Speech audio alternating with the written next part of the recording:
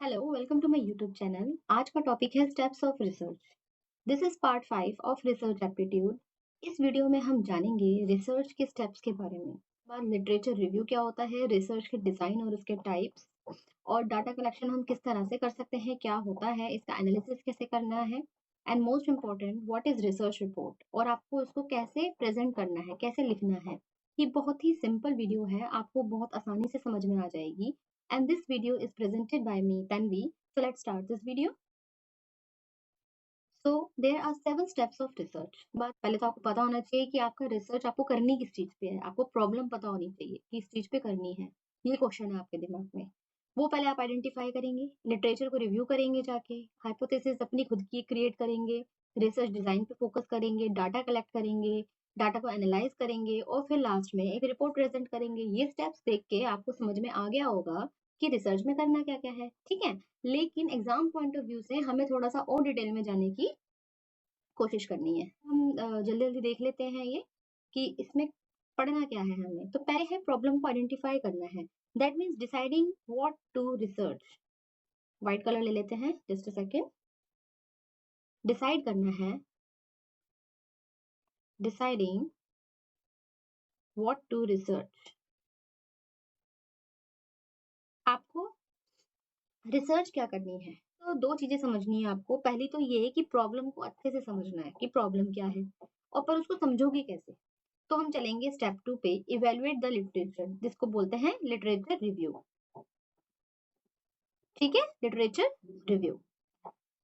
अब ये करोगे क्या और ये क्यों करना है हमें। पहले तो बात, ये कंपलसरी होता है रिसर्चर के लिए या कोई भी जो वर्कर है उसके लिए, कि जो है अपनी थीसिस जो भी प्रेजेंट करने जा रहा है, जो भी लिखने जा रहा है अपनी थीसिस को या अपनी डेजर्टेशन को, जैसे मास्टर्स के लिए या पीएचडी के लिए, तो उसको एक सिनॉप्सिस तैयार करनी पड़ती है। क्या तैयार करनी पड़ती है? सिनॉप्सिस। सिनॉप्सिस मतलब होता है समरी, ठीक है। एक शॉर्ट समरी वो तैयार करता है और उसके बाद में एक जो बोर्ड बोर्ड होता है, जो नेसेसरी कमिटी होती है और रिसर्च बोर्ड होता है, उसको वो दे देता है, सबमिट कर देता है, ठीक है, ताकि वो अप्रूव कर सके। जब आपका अप्रूव हो जाता है तो आप आगे फिर उसको फर्दर इन्वेस्टिगेट करते हो। तो अब लिटरेचर रिव्यू आप कैसे कर सकते हो? अपने सोर्सेस, अलग अलग सोर्सेस से आप इसको इकट्ठा कर सकते हो, जैसे कि आर्टिकल्स हो गए, ठीक है। आर्टिकल्स आप जाके देख सकते हो, सारे जो फेवर और अनफेवर्ड, एडवांटेज डिसएडवांटेज हैं उस टॉपिक से रिलेटेड, जो आपका मेन टॉपिक है उस प्रॉब्लम से रिलेटेड, आप ये सब चीजें लिटरेचर रिव्यू करके पता लगा सकते हो।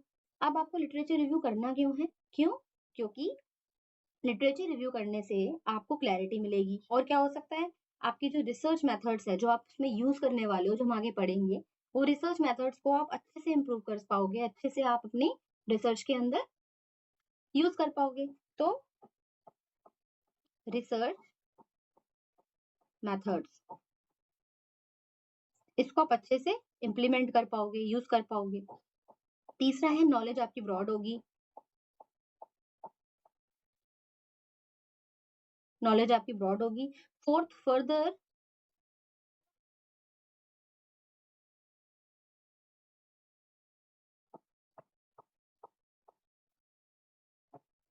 फर्दर इन्वेस्टिगेट करने में आपको इसमें हेल्प मिलेगी, ठीक है। यहाँ तक तो क्लियर हो गया होगा। अब आते हैं स्टेप थर्ड, क्रिएट हाइपोथेसिस। अब आपको हाइपोथेसिस क्रिएट करनी है। मान लो आपका एक क्वेश्चन है, जो आपके दिमाग में एक प्रॉब्लम है जो आप लेना चाह रहे हो। एक एग्जांपल है कि what will be useful, what will be useful,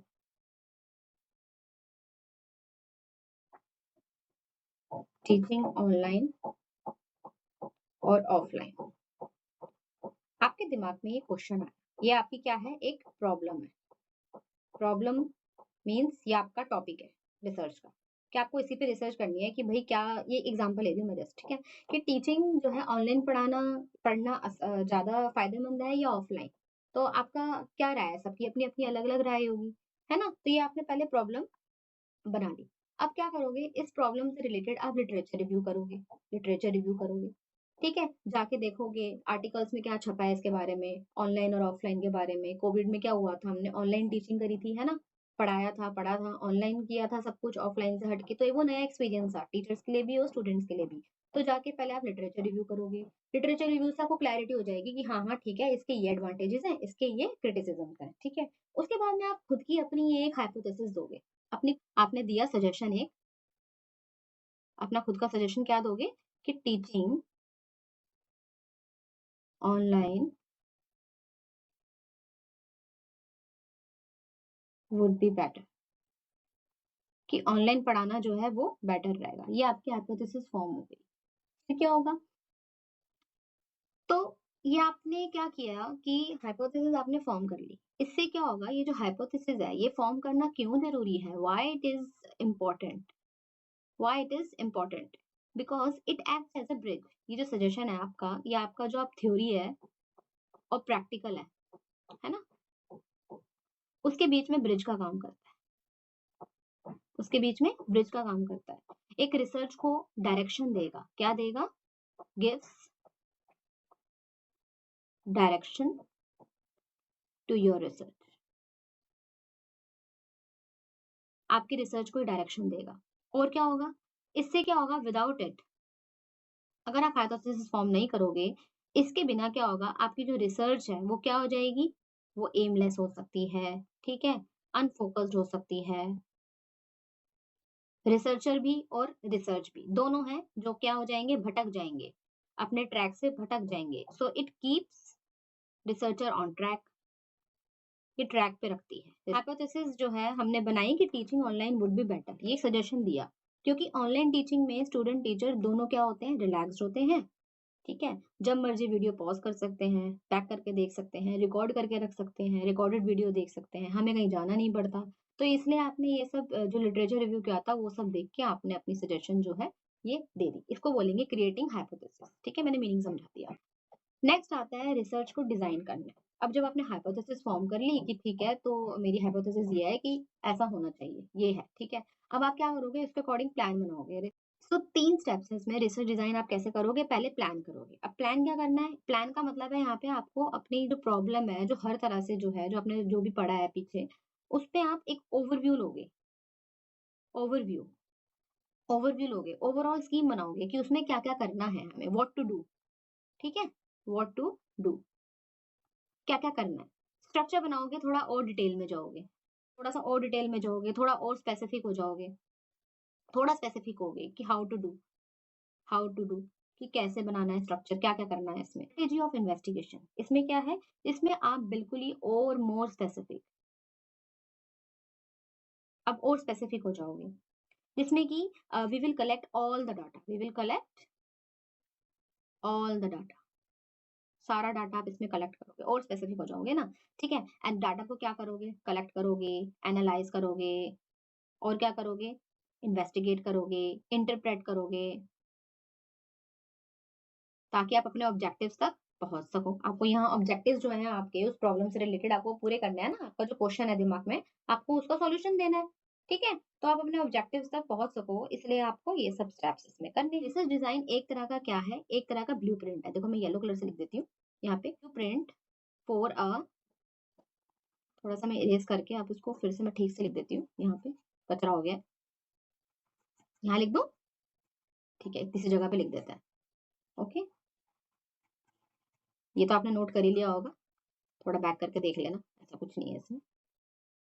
it is a blueprint for a scientific study that includes the methodologies, tools, techniques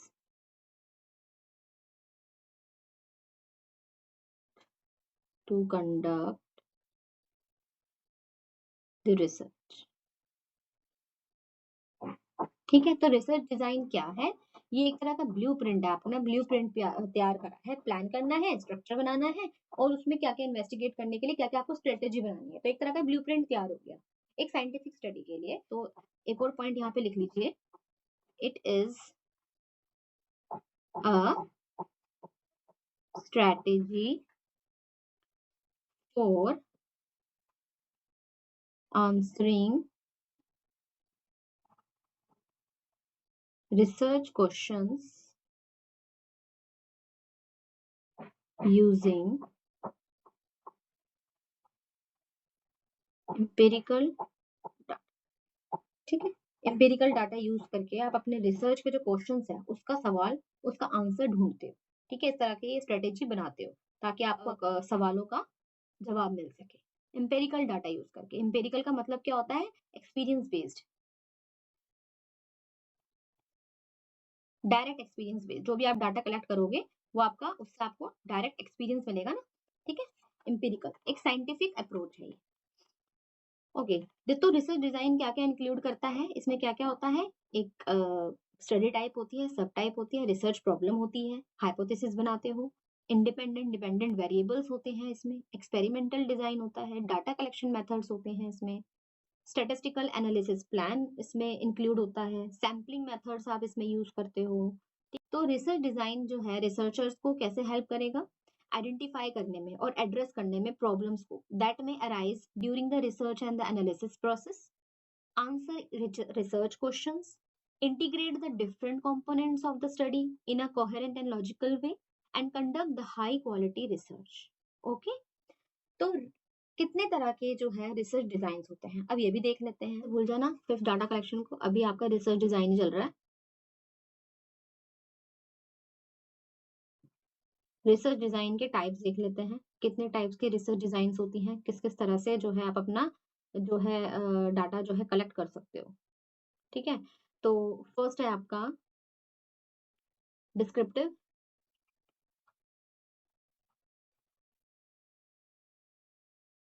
descriptive, second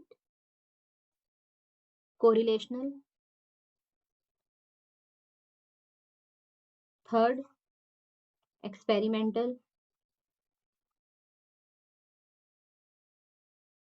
fourth review, review review बताऊंगी मैं आपको भी। रिव्यू कैसे, ये वही है लिटरेचर रिव्यू, इससे भी अपना डाटा कलेक्ट कर सकते हो ना आप, ठीक है। डिस्क्रिप्टिव मेथड से आप यूज कर सकते हो, डाटा कलेक्ट कर सकते हो। कोरिलेशनल डिस्क्रिप्टिव में क्या होगा, जैसे कि केस स्टडीज आ जाएंगी आपकी, सर्वेज आ सकते हैं, नेचुरलिस्टिक जो नेचुरलिस्टिक ऑब्जर्वेशन है आपकी वो आ सकती है इसमें ऑब्जर्वेशन के थ्रू, ठीक है, ओबीएस ऑब्जर्वेशन। कोरिलेशनल में केस कंट्रोल स्टडीज हो सकती हैं, case control studies. Observational studies ये हो सकती हैं। एक्सपेरिमेंटल में क्या होगा, field experiments, controlled experiments, quasi quasi experimentation होता है ना, पढ़ा होगा आपने एक्सपेरिमेंटेशन, ठीक है। तो ये सारे जो है एक्सपेरिमेंटल अप्रोच आप यूज कर सकते हो यहाँ पे।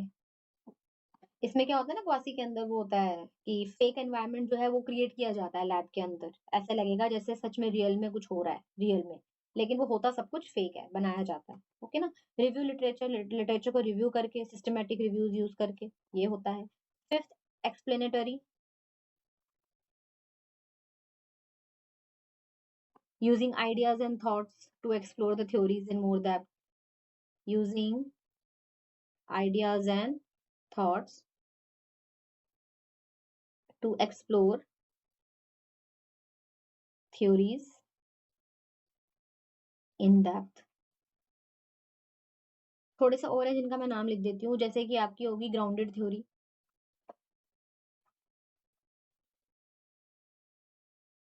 ग्राउंडेड थ्योरी होगी, इतना डिटेल में जाना नहीं है, ये इनके पे शॉर्ट वीडियोस में अलग से बना दूंगी, ठीक है। एथनोग्राफिक डिजाइन हो गया, फिनोमेनोलॉजिकल डिजाइन हो गया।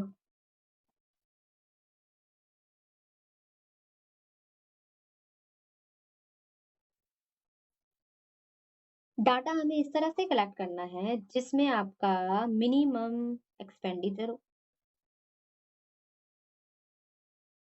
मिनिमम आपका टाइम वेस्ट हो।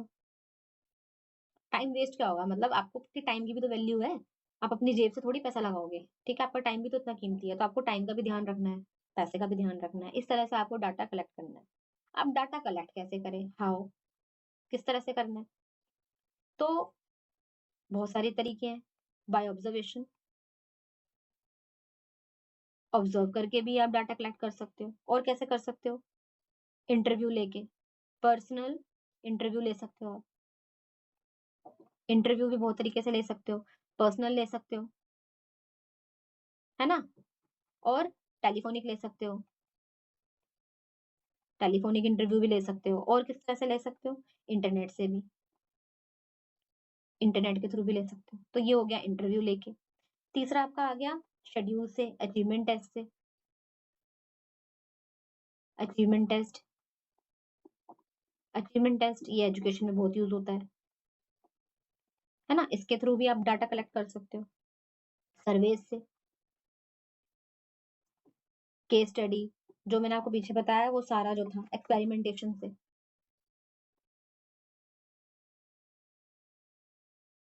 ठीक है, इस तरह से आप अपना डाटा जो है वो कलेक्ट कर सकते हो।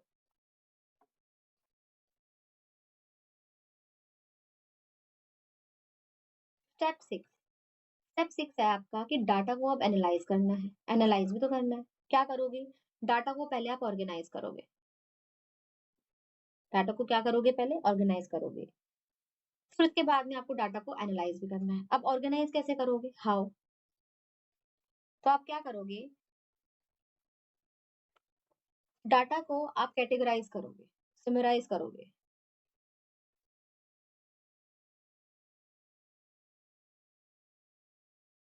ठीक है, जो भी आपने डाटा है आपने इकट्ठा किया है डिफरेंट डिफरेंट सोर्सेज से, अलग अलग मेथड्स यूज करके, तो आप उसको पहले कैटेगराइज कर लोगे।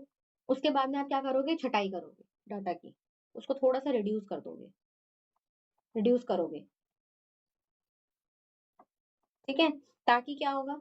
रिड्यूस करने से क्या होगा डाटा को? मतलब रिड्यूस करने का मतलब ये नहीं है कि उसमें काम की चीजें निकाल दो, मतलब जो अननेसेसरी अनवांटेड चीजें है वो आप उसको पहले ही निकाल दो, जो आपको लग रहा है जो अनवांटेड है।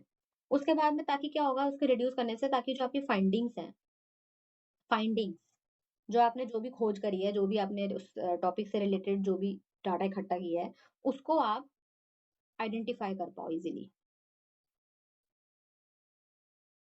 ताकि आप इजीली उसको आइडेंटिफाई कर पाओ, पहचान पाओ। ठीक है, लिंक कर पाओ। ये ना हो कि सारा हौज पौज हो जाए, सारा डाटा एक साथ लाके इकट्ठा लिख दिया, अब उसमें से छटाई कर रहे हो, अब इसमें काम की क्या चीज है, ऐसे नहीं करना।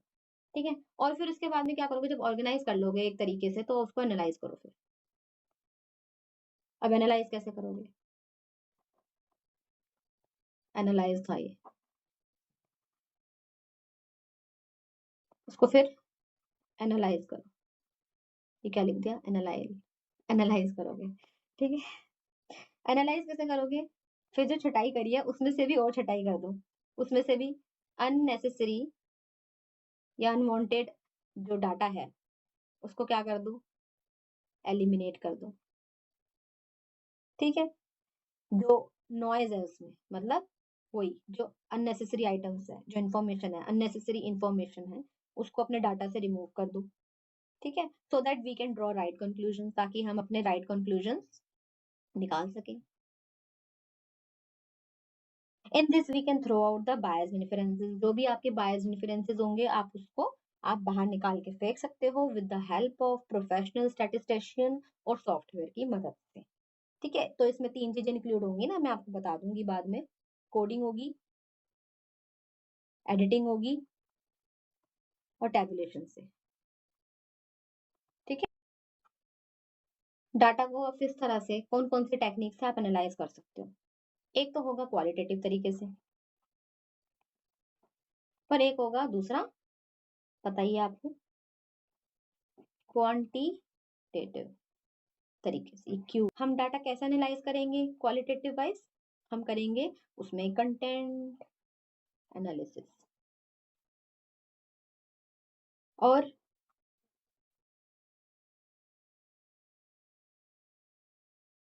Narrative analysis, discourse analysis, grounded theory से। इस तरह से हम अपना जो डाटा है वो टेक्निक्स यूज करके ये डाटा को एनालाइज कर सकते हैं। क्वांटिटेटिव वाइज कैसे कर सकते हैं हम डाटा को एनालाइज कैसे करेंगे? Through data validation. Data validation में आप ये देखोगे ना कि डाटा वैलिड है या नहीं है। ये तो नहीं कि फेक है या फ्रॉड है, फ्रॉड तो नहीं है डाटा। स्क्रीनिंग करोगे, है ना, उसकी स्क्रीनिंग करोगे कि डाटा को चेक करना है कि डाटा जो है वैलिड होना चाहिए आपका। डाटा एडिटिंग से, एडिटिंग करके, उसको कोड करके, डाटा कोडिंग से, ठीक है। 7, राइट अ रिसर्च रिपोर्ट। अब लास्ट स्टेप है आपका कि आपको रिपोर्ट जो है कैसे तैयार करनी है, मोस्ट इम्पोर्टेंट। ये सब तो हो गया, हाइपोथेसिस बना ली, डाटा कलेक्ट हो गया, डाटा को एनालाइज कर लिया, ठीक है ना, रिसर्च प्लान भी बना लिया था। अब बारी आती है, अब आपको उसको लिखना है रिसर्च रिपोर्ट को। पहली तो बात, रिसर्च रिपोर्ट होती क्या है? Whatever we have studied, explored और इन्वेस्टिगेटेड अ प्रॉब्लम, ठीक है, जो भी हमने अब तक पढ़ी है, एक्सप्लोर करी है, इन्वेस्टिगेट करी है a problem, all the data we collected and analysed और interpreted, everything we will write in that report. हम उस रिपोर्ट में सब लिख देते हैं। रिसर्च रिपोर्ट, अब पहले ये देख लेते हैं, दो क्वेश्चन आते हैं यहाँ पे, बच्चे पूछते हैं कि रिसर्च रिपोर्ट और रिसर्च प्रपोजल होता है, ये डाउट रहता है, इनमें क्या डिफरेंस है, ये डाटा ये देख लो। तो रिसर्च रिपोर्ट जो होती है वो आपकी प्रिपेयर होती है जब आपका सारा रिसर्च कंप्लीट हो जाता है, रिसर्च इज कंप्लीटेड। जब आपकी सारी रिसर्च कंप्लीट हो जाएगी तो रिसर्च रिपोर्ट लिखोगे। लेकिन रिसर्च प्रपोजल जो होता है वो आपका, जब आपकी जो स्टडी है, जब आपका रिसर्च शुरुआत होती है, उसको शुरुआत में लिखते हैं, ठीक है। इट इज प्रिपेयर्ड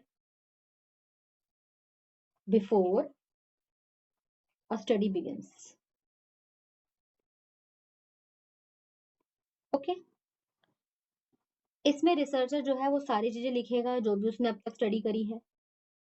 इसमें जो है रिसर्चर लिखेगा, rights what ever he has studied, अब तक लिखी है। लेकिन इसमें क्या करेगा रिसर्च जो है, रिसर्चर जो है प्लान बनाएगा, he makes a plan for study. Study के लिए इसमें रिसर्चर प्लान बनाता है, ठीक है। जो रिसर्च रिपोर्ट है, इसमें जो डाटा आप कलेक्ट करते हो वो कहाँ से करोगे, वो आपका जो रिसर्च रिपोर्ट है, सॉरी, जो रिसर्च रिपोर्ट है ये आपकी क्या होती है, ये आपका प्राइमरी सोर्स हो जाता है। प्राइमरी सोर्स पता है ना क्या होता है? दो तरह से दो तरह के आपके सोर्सेज होते हैं, डाटा जो आप कलेक्ट करते हो, प्राइमरी सोर्स से और सेकेंडरी सोर्स से। ये मैंने आपको पहले लास्ट वीडियोस में भी एक्सप्लेन कर रखा है, तो ये चीजें आपको छोटी छोटी मालूम होनी चाहिए। हाइपोथेसिस क्या होती है, वेरिएबल्स क्या होते हैं, प्राइमरी रिसोर्स, सेकेंडरी रिसोर्स क्या होता है, ठीक है, ये बेसिक चीजें हैं। तो प्राइमरी रिसोर्स हो जाता है रिसर्च रिपोर्ट जो आपका, वो क्या हो जाएगा, प्राइमरी रिसोर्स हो जाएगा। इट मीन्स प्राइमरी मतलब आपका ओरिजिनल, जेन्युइन। सेकेंडरी सोर्स क्या होगा, वो उस पर डिपेंड करता है ना, ओके। बाबरनामा वाला एग्जांपल दिया था ना, एक पद्मावती वाला एग्जांपल भी दिया था, वो यही था जो मैंने अपनी वीडियो में बताया था। चलो ठीक है। अब देखेंगे अब आगे कि रिसर्च रिपोर्ट का फॉर्मेट क्या होना चाहिए। ये तो आपको क्लियर हो गया, ये पेपर है, इसी में सब समझ में आ जाएगा। ये कागज है आपका, ठीक है। इसमें क्या करोगे, तो फॉर्मेट जो है आपका रिसर्च रिपोर्ट का, वो 3 पार्ट्स में डिवाइडेड होता है। किसमें? 3 पार्ट्स में। कौन कौन सा है आपका? पहला पार्ट होता है प्रिलिमिनरी सेक्शन, शुरुआत में होता है। सेकंड होती है आपकी मेन बॉडी, जिसमें आपका सारा कंटेंट, सारा रिसर्च वर्क आता है। और लास्ट में आता है आपका रेफरेंस सेक्शन। रेफरेंस सेक्शन, ये 3 इंपॉर्टेंट है, याद रखना, ठीक है। ये कि आपकी जो है 3 पार्ट्स में आपका रिसर्च रिपोर्ट जो है वो डिवाइडेड है। Preliminary section, main body part जिसमें आपका सारा कंटेंट होगा, और रेफरेंस सेक्शन, ठीक है, जहां से आपने लिया है डाटा वो सारा इसमें आएगा, बिब्लियोग्राफी भी आ जाती है। प्रिलिमिनरी सेक्शन में वो आएगा जो भी आपके ऑथर वॉथर हैं, ऑथर वॉथर नहीं सॉरी, जिसमें जो है आपका नाम, टाइटल, ये सब चीजें आती है, एक्नॉलेजमेंट, टेबल ऑफ कंटेंट, ये सब चीजें आती है, मैं वन बाय वन बता देती हूँ। तो प्रिलिमिनरी सेक्शन पहला,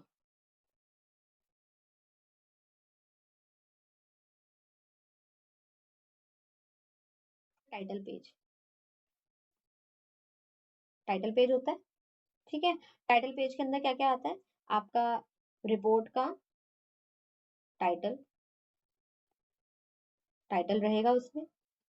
रिसर्च का, रिसर्चर का नेम,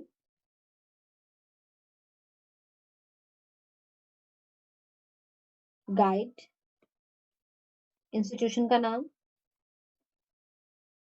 कहाँ से वो बिलोंग करता है, प्लस ईयर या मंथ ऑफ सबमिशन, कि वो कब सबमिट कर रहे हैं, वो ईयर या मंथ का नाम रहेगा। टाइटल पेज हो गया शुरुआत में, उसके बाद आता है एक्नॉलेजमेंट।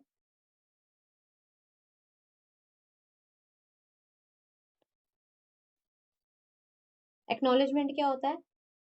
जिसने भी कंट्रीब्यूट किया है आपकी रिसर्च के अंदर, जिस भी बंदे ने कंट्रीब्यूट किया है, जिसने आपकी हेल्प करी है, ठीक है, जो भी है उसका नाम इसमें आएगा। So it is a appreciation to person और कंट्रीब्यूटर। नेक्स्ट आता है आपका table of content. Table of content, table of content में क्या होगा, आपका मेजर सेक्शन, माइनर सेक्शन होगा। मेजर सेक्शन और सब सेक्शंस होंगे इसमें, ठीक है। क्या क्या होंगे, मेजर सेक्शन और सब सेक्शंस होंगे। लिस्ट ऑफ टेबल्स, टेबल्स की लिस्ट होगी इसमें। इसमें रिपोर्ट होगी along with the page numbers provided, इसमें आपके पेज नंबर्स होंगे, ठीक है। Table of list of tables में, then list of the figures, maps, examples, जो भी आप यूज कर रहे हो। और फिर लास्ट में आता है एब्रीविएशंस। एक और है यहाँ पे पॉइंट, मैं यहाँ लिख देती हूँ, उसके नीचे आएगा एब्रीविएशंस।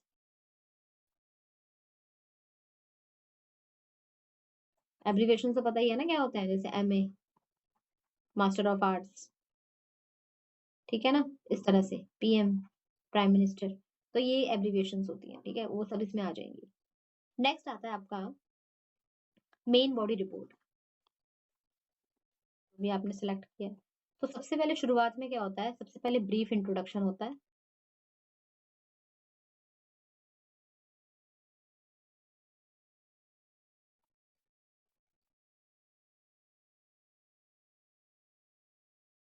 ब्रीफ इंट्रोडक्शन आप दोगे सबसे पहले इसके अंदर। ब्रीफ इंट्रोडक्शन जो दोगे वो आपकी सबसे पहले क्या होती है, वो क्लियर होनी चाहिए, कंसाइज होनी चाहिए। क्या क्या इंक्लूड करे, वो ऑब्जेक्टिव्स इंक्लूड करे, प्रपोजल्स वो इंक्लूड करे, सिग्निफिकेंस,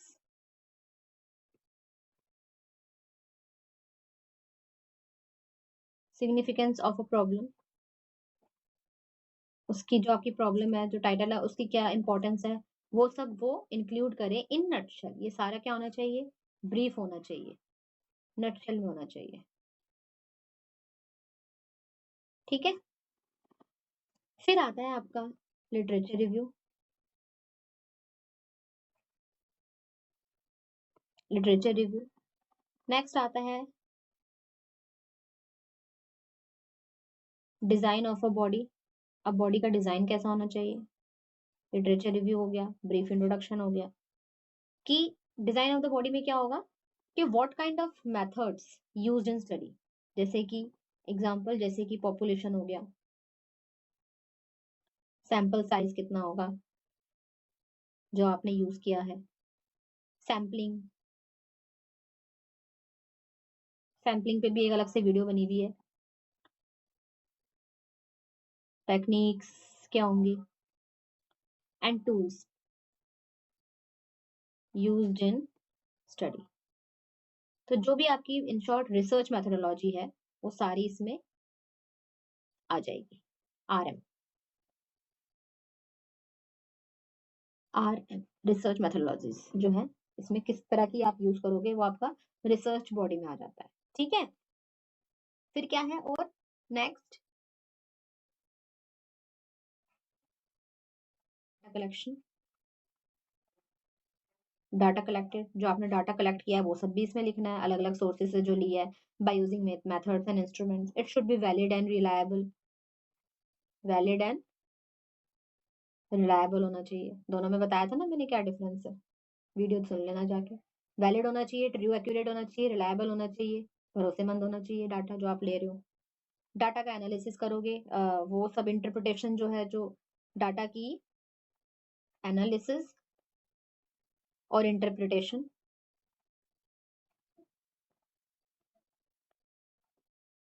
ये आप इसमें लिखोगे। तो ये जो होता है डाटा एनालिसिस और इंटरप्रिटेशन, ये आपका इट इज दी हार्ट, ये आपका रिसर्च रिपोर्ट की दिल होता है। दिल थोड़ा खराब बन गया है, सॉरी।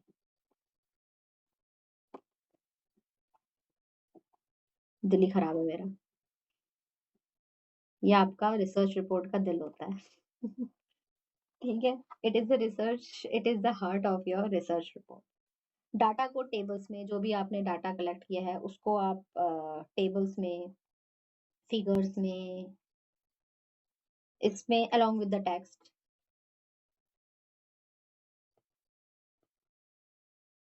लिखोगे, इसमें प्रेजेंट करना है। ठीक है, डाटा को। लास्ट आता है आपका समरी एंड कंक्लूजन।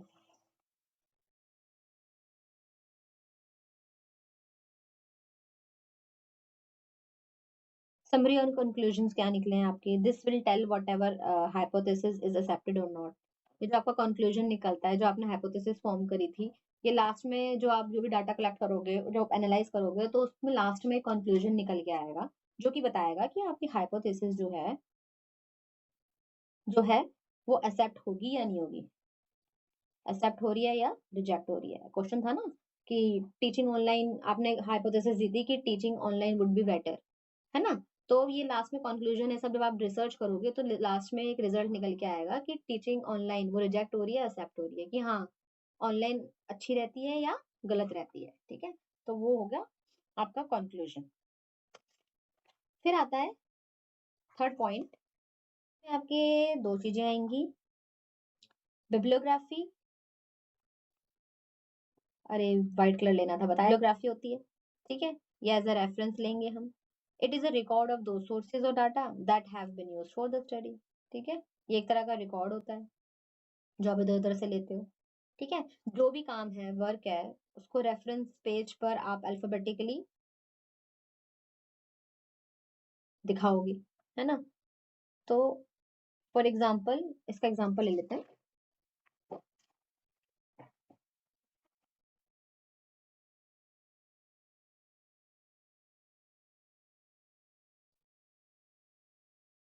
तो बिब्लियोग्राफी क्या है? It is the record of those sources and materials, जो डाटा है, that have been used for the study. All the works referred in paper appear on the reference page, alphabetically जो है appear होना चाहिए। For example, sorry, bibliography is to identify the whole work rather than the specific part. ठीक है, ये whole work को जो है वो दिखाता है। फॉर एग्जाम्पल, मैं आपको एक एग्जाम्पल लेके बता देती हूँ, जैसे कि स्मिथ पी थॉमस SM, इसने बुक लिखी दी हैंडबुक ऑफ ऑसिलेशन, कुछ इस तरह से लिखा हुआ होता है ना, आप देखोगे लास्ट में।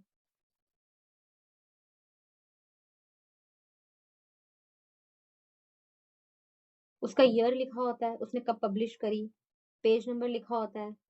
ठीक है, तो ये एक तरह से ये होती है बिब्लियोग्राफी। उस बंदे का नाम, जो रिसर्चर है जिसने बुक लिखी है, कौन सी किताब लिखी है, ये रही। ठीक है, कहाँ से वो बिलोंग करता है, ये रहा, यहाँ पे पब्लिश हुई है, इस साल में पब्लिश हुई है, इस पेज नंबर पे दे रखा है। तो ये हो गया आपका बिब्लियोग्राफी का एग्जाम्पल। नेक्स्ट आता है आपका अपेंडिसेस।